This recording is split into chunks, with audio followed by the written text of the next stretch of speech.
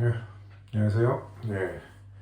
명절 연휴 잘 보내고 계신가요? 예. 지금이 이제 월요일 이제 저녁 시간이고요.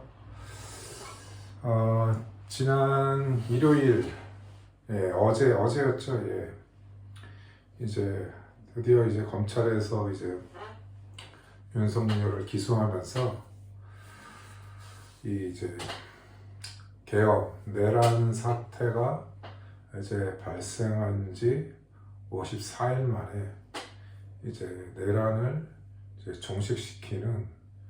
그런 이제 절차에 이제 본격적으로 이제 진입하게 됐습니다. 예. 뭐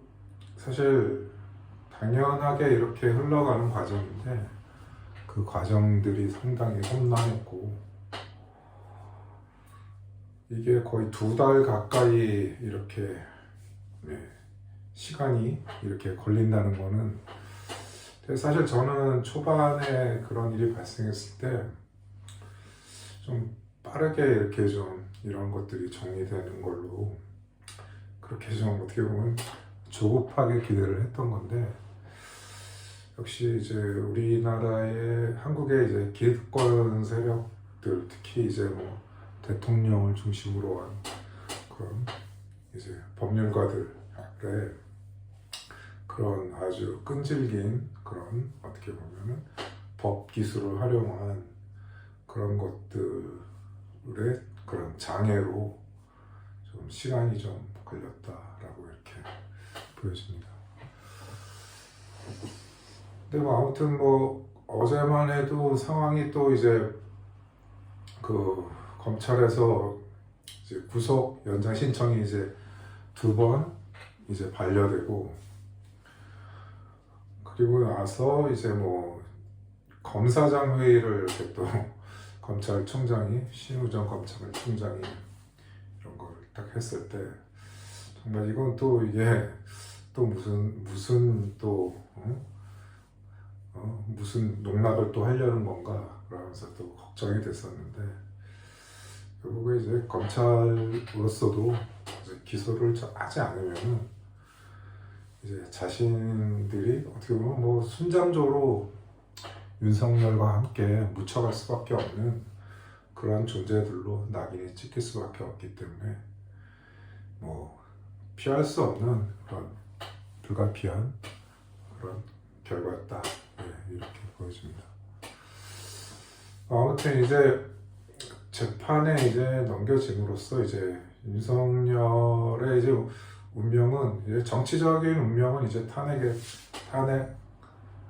인용 선고로 이제 제가 봤을 때는 뭐 2월 말 정도에 정치적인 이제 생명은 끝나고 이제는 형사 재판에서 이제 그 자신의 이제 그 남은 삶을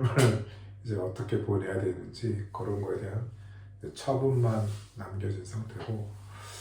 이제 차기 대선 레이스가 이제 시동을 이제 걸 준비가 지금 다 하고 있는 걸로 보이는데 이제 문제는 이제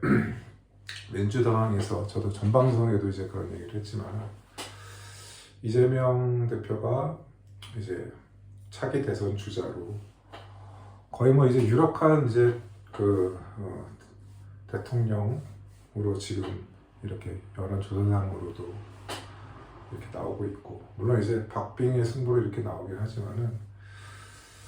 근데 이제 문제는 이제 이 사법 리스크 선거법 위반 관련 2심 판결이 아무래도 뭐 2월 15일로 뭐 지금 거의 이제 못을 박은 걸로 이렇게 보도가 되고 있더라고요. 그러면은 2심 판결에서 1심과 마찬가지 뭐 형이 나오거나 더 중형이 나오거나 이랬을 때는 이제 또 이제 그 뭐 물론 이제 대선 후보로 가는 데는 지장은 없지만은 이제 뭐 거기에 대한 이때 뭐 상고를 해서 이제 대법에 가게 되면 대법 선고는 뭐 시기적으로 봤을 때는 대통령 차기 조기 대선 이후로 잡힐 건데 그 대법에서 이제 만약에 이제 2심에서도 준용이 선고가 돼서 대법에서 그 판결을 이제 확정을 하면은 뭐 이런 이제 국회의원은 당선되고 나서도 대법에서 이제 당선 무효형이 나오면은 이제 국회의원을 이제 박탈당하는데 이제 대통령에 대한 거는 이제 그런 규정이 없어서 내란이나 외환죄가 아니면은 대통령은 직을 유지하는 데 일단은 문제가 없지만은 그래도 이게 대통령이 되고 나서 이제 대법에서 이제 그런 판결이 나오면은 이게 이제 뭐 향후 이런 5년 동안 결국에는 다 이제 발목 잡혀가는 걸로 이렇게 될 수밖에 없는 사정이기도 합니다. 하지만은 이재명에 대한 지금까지 뭐 이런 선거법 외에도 뭐 2가지인가 3가지 이런 이제 그렇게 이제 법원에 또 이게 넘겨져 있죠. 근데 다분히 이제 이재명에 대한 이런 사법 리스크는 그 윤석열이 조장한 이제 검찰을 동원해서 무리한 수사와 기소를 한 측면도 이것도 이제 또 앞으로 밝혀져야 될 일이기도 하거니와 이제 그런 부당한 측면이 있기 때문에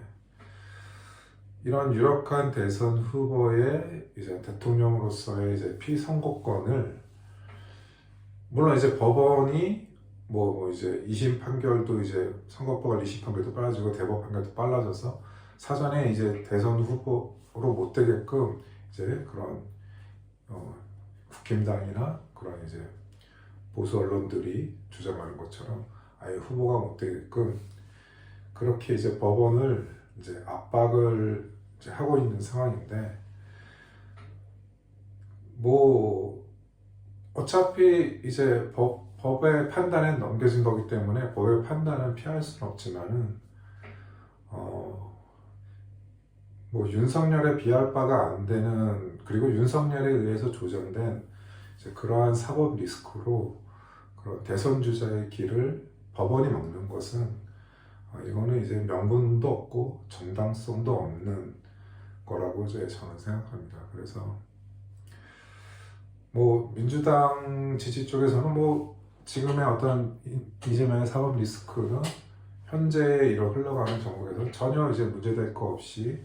뭐 이렇게 갈 수 있다 뭐 그렇게 얘기도 합니다만은 뭐 이제 저는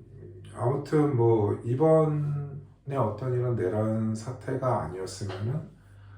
어떻게 보면 이재명의 정치적인 운명도 더 불투명한 부분이 있었는데 이런 정국을 또 이렇게 돌파하면서 하나의 또 기회가 온 것인 만큼 그런 기회를 살릴 수 있는 게 이 차기 대선 전국에서는 이게 하나의 큰 국민들한테나 뭐 큰 하나의 이제 그런 하나의 큰 이벤트라고 이렇게 보여주면서 물론 이제 민주당의 이제 이재명 외에는 사실 사실 어려운 상황에서 이재명 대표가 사법 리스크 중에서도 당 대표를 맡고 그리고 이제 총선 승리를 이끌고 이런 과정들의 연속선상에서 어떻게 보면은 이런 대선 정국을 또 맞이한 거라고도 이렇게 볼 수 있다고 봅니다. 그래서 뭐 이런 상황에서 지금 뭐 어떻게 보면은 이런 제왕적 대통령제에 대한 폐악에 대해서 개헌에 대한 논의도 좀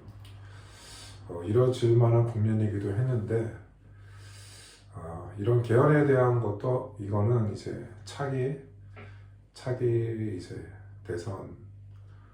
대통령과 그 다음에 그 다수당이 이거는 개헌은 정말 왜냐하면 이제 대통령 하나 때문에 국가의 운명이 뭐 정말 좌우되고 하는 거는 이거는 하나의 안정적인 민주적 체제라고 볼 수 없기 때문에 개헌은 정말 시급한 과제이긴 하지만은 이거는 차기 정권에서 반드시 그 자기 정권 내에서 이런 개헌이 이루어져야 된다. 저는 이제 그런 생각이 듭니다. 아무튼 뭐 명절에 이렇게 뭐 한 가닥 이렇게 그런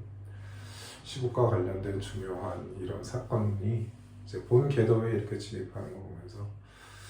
아무튼 명절도 물론 이제 뭐 보수 진영에 있는 분들은 뭐 속이 부글부글 끓겠지만은 이게 어차피 뭐 새로운 판을 또 만드는 그런 과정이라고도 보면 또 좋지 않을까 이런 생각을 합니다. 그러면은 이제 명절 연휴 잘 보내시고요. 저도 이제 이번 한 주 금요일까지 휴가인데 휴가 또 좀 알차게 보내면서 다음 방송에서 또 뵙도록 하겠습니다. 감사합니다.